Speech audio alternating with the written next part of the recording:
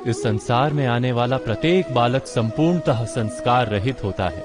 उसके अंतर पर ना किसी अच्छे संस्कार के चिन्ह अंकित होते हैं, ना ही बुरे संस्कार के। अर्थात जन्म से बालक में ना कोई गुण होता है और ना ही कोई दोष। तो ये दोष अथवा गुण किस प्रकार प्राप्त होते हैं, क्या हमने कभी विचार किया है? जो बात माता पिता के मुख से निरंतर सुनी जाती है, वही बात उनकी संतानों के हृदय का संस्कार बनती है।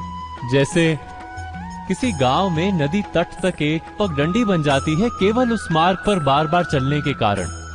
अर्थात माता पिता के हृदय की इच्छाएं उनकी संतानों के हृदय का दोष अथवा गुण बनकर जन्म लेती हैं। क्या ये सत्य नहीं? पर फिर भी जब उनकी संतानों में कोई दोष दिखाई देता है तो माता पिता आश्चर्य और दुख से भर जाते। माता पिता का हृदय ये प्रश्न करता है कि उनकी संतानों में ये कुसंस्कार आए कहां से। सत्य तो यही है कि माता पिता अपनी संतानों को अनजाने में ही कुसंस्कार के बीज दे देते हैं, जो उनके संतानों की हृदय भूमि पर कुसंस्कार का वृक्ष बनकर उठता है।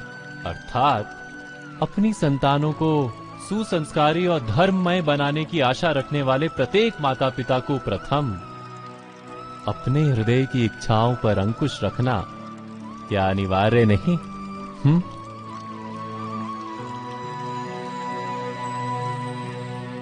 प्रत्येक माता पिता इस पर विचार अवश्य कीजिएगा।